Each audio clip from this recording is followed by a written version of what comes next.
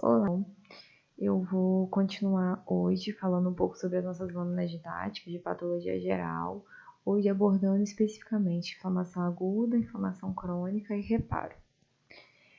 Inicialmente, eu vou falar um pouco sobre endocardite, um exemplo de inflamação aguda. A endocardite, ela consiste numa infecção, uma inflamação do endocárdio secundária a uma infecção geralmente bacteriana.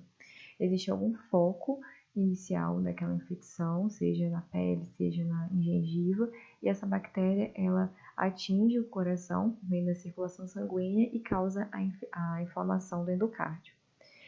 E quando observamos uma lâmina de endocardite, nós vemos uma necrose de liquefação, uma necrose liquefativa entre as fibras miocárdicas, entre os miócitos, né, que são todas essas células bem delimitadas, né, fusiformes com núcleo. E além dessa necrose liquefativa já formada, nós temos entre essa necrose a presença desses restos celulares, que são essas células menores. Aqui em maior aumento a gente consegue ver esses restos celulares, que muitas vezes se apresentam sem núcleo, né? Além disso, nós vemos a vasodilatação, né? Aqui outra vasodilatação, então as células endoteliais aqui envolvendo um aglomerado de massas, né? Aqui outra vasodilatação, todo esse tecido rosa claro é a necrose de liquefação, tá? E no meio de toda essa necrose, esses restos celulares, nós temos o infiltrado inflamatório, tá? Inflamação aguda, que é o infiltrado que tem algumas células abundantes, que são os eosinófilos, os basófilos e os neutrófilos, que em conjunto formam o que a gente chama de granulócitos, né, que é um grupo dos leucócitos, tá? Existe também nesse infiltrado na inflamação aguda linfócitos e monócitos ou macrófagos, que são os agranulócitos, porém a abundância é de granulócitos. Então, quando vocês observarem uma lâmina de inflamação aguda, atente-se sempre para essas células que são as mais abundantes, tá? Em maior aumento, a gente consegue ver a distinção entre cada uma dessas células. Então, a gente tem aqui, ó, que aparenta ser um neutrófilo, aqui outro neutrófilo, que tem o núcleo é trilobulado, aqui um núcleo bilobulado, característico do eosinófilo, aqui outro eosinófilo, aqui parece ser três lóbulos, né? Então parece ser mais neutrófilo, aqui parece ser o basófilo, né? Que tem um núcleo todo lobulado, multilobulado, e tem esses grânulos ao longo de todo o citoplasma, de forma homogênea. Então, a gente vê vários grânulos e o núcleo lobulado. Aqui, mesma coisa, mesma característica, aparentando ser um basófilo. Aqui parece ser um eosinófilo, e assim por diante. A gente consegue ver também hemácias presentes no tecido, todos esses pontinhos mais claros, rosa, aqui ó, hemácias. Aqui um vaso gigante, né, uma vasodilatação bem bonita aqui, com várias hemácias no interior, né, e essas hemácias fora dos vasos indicando que há hemorragia do tecido, tá? Além disso, as células aqui musculares em degradação, esses restos celulares, eles apresentam esses pigmentos aqui, que são, não sei se vocês lembram da aula anterior, mas hemosiderina, né, que é devido à degradação das hemácias, tá? Então, essa é a endocardite com mais detalhes, né, um maior aumento. E, continuando, nós temos um outro exemplo de inflamação aguda, que é a enterite. A enterite é a inflamação do intestino delgado. O intestino delgado, eu trouxe aqui alguns exemplos dele com aparência normal, lembrando que a enterite pode ser secundária a causas infecciosas, como gastroenterite, ou pode ser também devido a uma doença inflamatória intestinal, né? E no intestino normal, nós temos essas estruturas que são as vilosidades, né, indicadas nessa imagem representativa. E além das velocidades, nós temos as microvelocidades, que são essas microvelocidades aqui, ó. nessa região aqui, né, na periferia das velocidades. Aqui nós temos uma velocidade e aqui as microvelocidades. Se vocês observarem, ó, eu não consigo, aqui, ó, delimitar 100%, mas é mais ou menos aqui, são as microvelocidades. E aqui na minha imagem, essa imagem é um aumento de 4 vezes um exemplo de enterite, né? E aqui essa estrutura é a velocidade e aqui todas essas projeções aqui, ó, são as microvelocidades, tá? Então, assim, além das velocidades e microvelocidades, nós temos também as criptas intestinais, que são essas projeções em direção à submucosa, né? A mucosa é toda essa região aqui, que é composta pelas velocidades, microvelocidades, pelas criptas, pela lâmina própria. E embaixo dela, né, aqui a gente tem a mucosa, e embaixo dela nós temos a camada da submucosa. Isso é uma estrutura normal do intestino. Para a gente conseguir ver mais de perto, eu fiz um recorte aqui dessa região para aumentar essa área. E aí, quando a gente aumenta, a gente consegue ver aqui um infiltrado muito robusto, né, um infiltrado de polimorfonucleares. Lembra que os polimorfonucleares são os eosinófilos, basófilos e neutrófilos, né? A gente vê essas células do epitélio cilíndrico simples bem túrgidas, significando que há um edema no tecido. Lembrando que quais são os principais sinais de inflamação aguda? Edema, hiperemia, a hiperemia geralmente é secundária, a vasodilatação, e esse infiltrado de polimorfonuclear.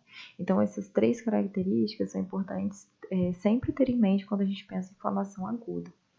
Aqui nessa imagem, em específico, não tá aparecendo nenhuma vasodilatação bonita, mas vocês lembrem da lâmina de endocardite, que tinha aquela vasodilatação bem exuberante aqui, né? E em algumas outras lâminas eu vou mostrar também, né? E aí, além desses 2 exemplos, eu trouxe um terceiro exemplo, que é o de abscesso pulmonar.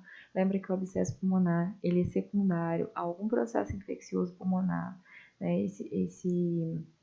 Essa infecção pulmonar, ela geralmente ocorre em pacientes que têm má higiene bucal, que fazem broncoaspirações pulmonares, né? E aí a broncoaspiração desses patógenos gera essa inflamação exuberante do tecido pulmonar e evolui para o abscesso pulmonar, né? O abscesso pulmonar nada mais é do que uma cavidade. Aqui a gente tem uma cavidade repleta de pus, tá? E esse pus, ele fica aprisionado aqui por uma camada circular de um infiltrado inflamatório muito exuberante de polimorfonuclear. E junto com esse infiltrado, nós temos, olha, lembrem da vasodilatação, aqui. E eu trouxe um epitélio pulmonar normal para a gente comparar com esse epitélio aqui, que está envolvendo todo esse abscesso pulmonar. Esse epitélio, a gente tem esses septos, né, alveolares, eles são mais delicados, né, tem uma estrutura mais fina. Aqui nós temos esses septos de forma mais robusta, parece que tem mais hemorragia, mais edema, mais infiltrado de células. Então, a gente consegue ver a diferença do epitélio normal para o epitélio todo inflamado, né? Aqui, em maior aumento, a gente consegue ver uma vasodilatação importante, e em maior aumento ainda, nós vemos os tipos celulares, né? Existe aqui a abundância dos polimorfonucleares, nós temos muita hemorragia, olha, a quantidade de hemácias fora dos vasos, né? E também a vasodilatação. Aqui eu marquei justamente a vasodilatação, tá? E aqui eu coloquei o epitélio normal para a gente lembrar que no meio de todo esse infiltrado a gente tem, né, os pneumócitos tipo 1, pneumócitos tipo 2, as células endoteliais, tá tudo misturado aqui nesse tecido. E em maior aumento a gente consegue distinguir, né? Então sempre tentem distinguir as células, porque é bem bacana a gente ver que realmente o infiltrado de polimorfo nuclear é bem abundante na inflamação aguda. diferente da inflamação crônica. Então, olha a abundância de hemácias fora dos vasos e dentro dos vasos. Né? Aqui, alguns vasos. Além disso, a gente tem um infiltrado. Então, aqui a gente tem um exemplo de eosinófilo, esse núcleo bivobulado, um exemplo de basófilo, um exemplo de neutrófilo. Aparentemente, são células que eu identifiquei dessa forma. Mas, às vezes, é um pouco confuso mesmo, porque o núcleo, você não sabe se são grânulos, se é o núcleo, os lóbulos, né, nucleares. Então, às vezes é um pouco difícil, mas, em geral, a gente consegue ter uma noção, né? Por exemplo, essa célula que está muito escura, a gente não sabe, né, se é mais de um lóbulo, mas dá pra gente ter uma noção do que é. Aqui a gente parece, né, que tem que é um neutrófilo com 3 lóbulos. Então a gente vai já tentando fazer essa diferenciação, né? Em resumo, o que eu quero trazer é reforçar bem isso, que são os granulócitos, as células abundantes da inflamação aguda. Partindo da inflamação aguda, nós temos a inflamação crônica. Né? Então, a gente tem uma injúria tecidual que perdura mais tempo. Então, fica ali mais tempo naquele epitélio, agredindo o epitélio.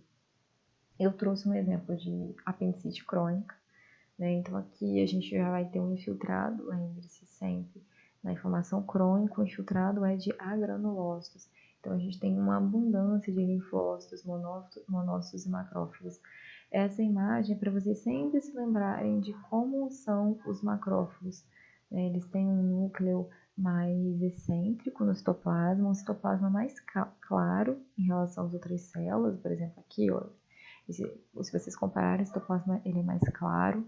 E os linfócitos, que são células com essa cromatina densa, o núcleo com a cromatina densa, então o núcleo vai ser bem roxo e quase não vai ter citoplasma em volta. É um citoplasma bem escasso, essa é a característica dos linfócitos. E aqui a gente tem uma riqueza de linfócitos e de macrófagos, tá? E o epitélio cilíndrico simples aqui aparentemente está um pouco demasiado também. Quando a gente aumenta, né, a nossa lâmina aqui, histológica, a gente vê um macrófago, um exemplo de macrófago, um exemplo de linfócito. E comparando com a apendicite aguda, nós temos aqui todo esse tecido rosa, né, que parece estar um direcionamento, né, é um tecido fibrino purulento, né, um exudato fibrino purulento. E é característico da apendicite aguda. Além disso, nós temos os polimorfonucleares, ricamente presente aqui, todo esse infiltrado, vasodilatação, o que a gente não vê aqui, né? Que é um infiltrado de agranulócitos. Dentro de inflamação crônica, nós temos a inflamação granulomatosa, né? Que é uma inflamação característica de algumas situações, quando o corpo está tentando eliminar algum corpo estranho, algum patógeno, algum material purulento.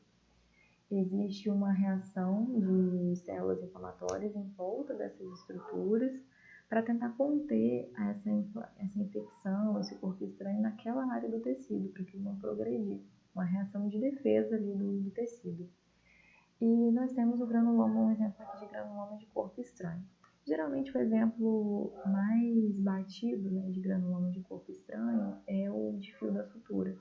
Quando você tem um fio que ficou presente no epitélio, geralmente na pele, ou então na mucosa, e aí as células do tecido imunológico vão tentar conter aquele fio de sutura naquela região. Vão fagocitar o fio de sutura e ele vai ficar ali dentro de um granuloma, que é uma característica da inflamação crônica. Aqui eu trouxe um exemplo de túbulos seminíferos, um tecido com essa característica, né, de túbulos seminíferos. Na lâmina não explica qual o tipo de corpo estranho que é. Né?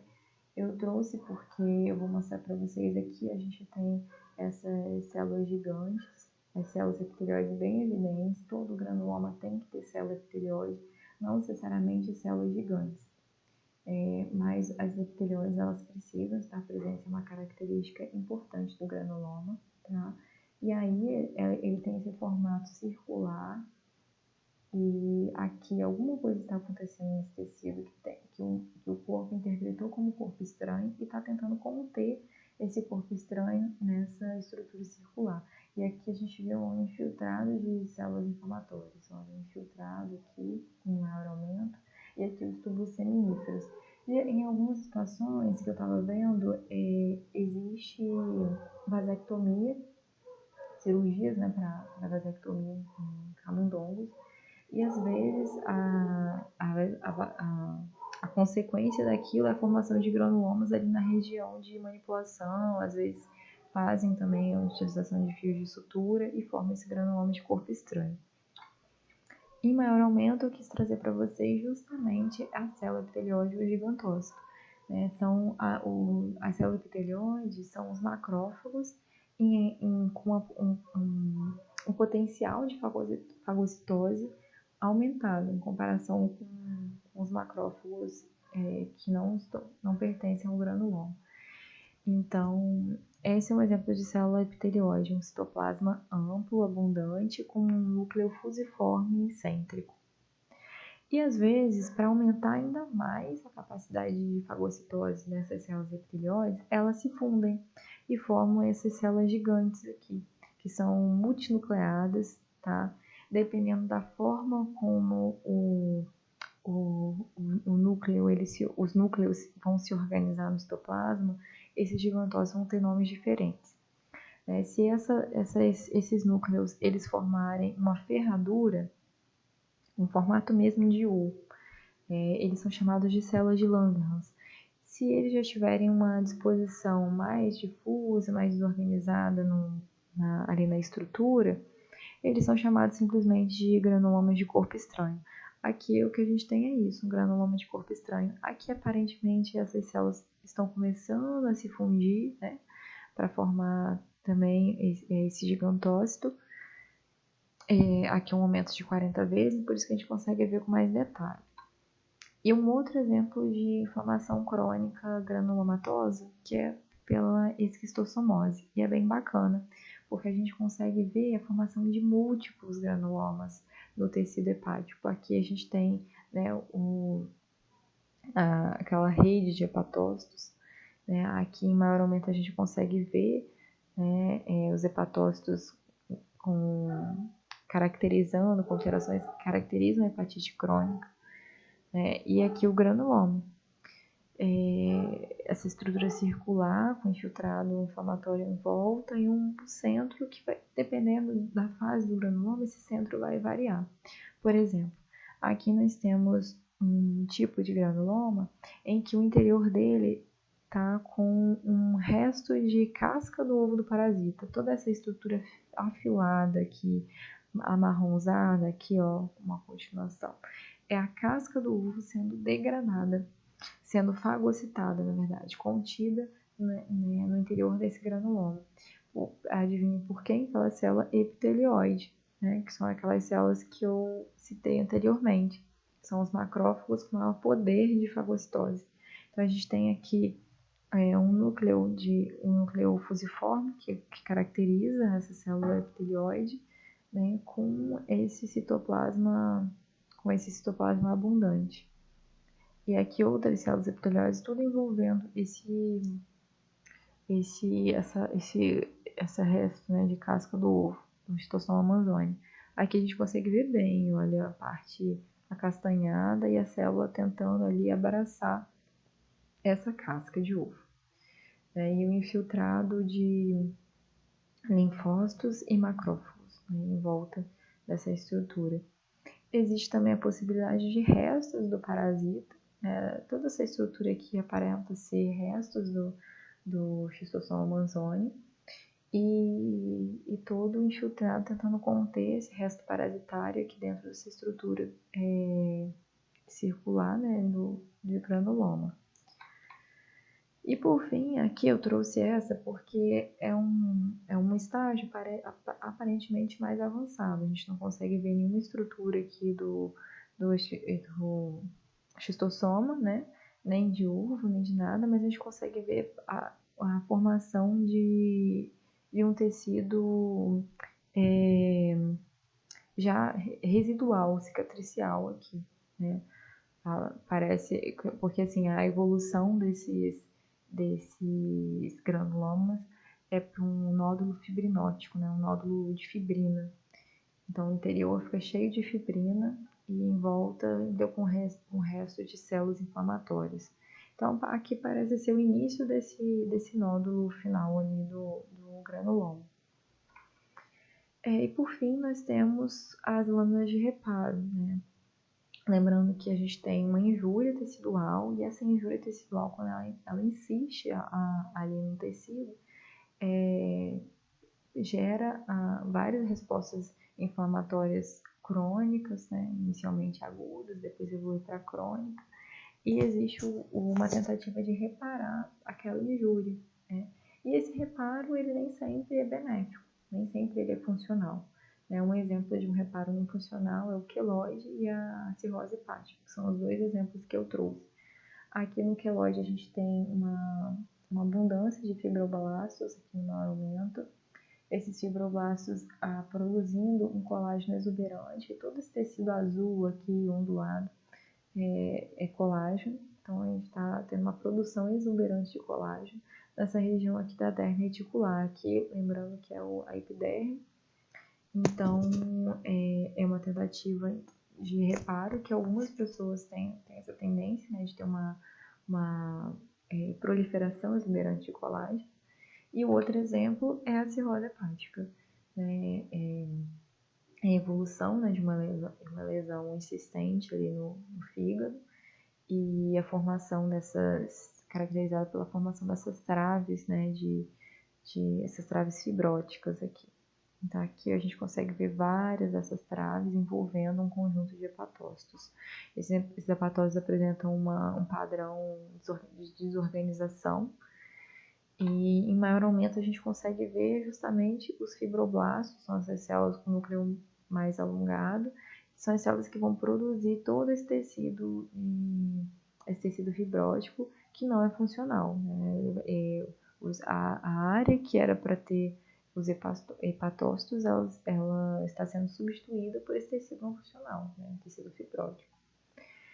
Então, pessoal, era isso que eu tinha para falar sobre as lâminas de inflamação aguda, inflamação crônica e reparo. Eu espero que vocês tenham aproveitado, e se precisar entrar em contato para tirar alguma dúvida, podem mandar e-mail, pode usar a plataforma para tirar dúvida, fiquem à vontade, tá bom? Espero que tenham aproveitado e obrigada por assistir.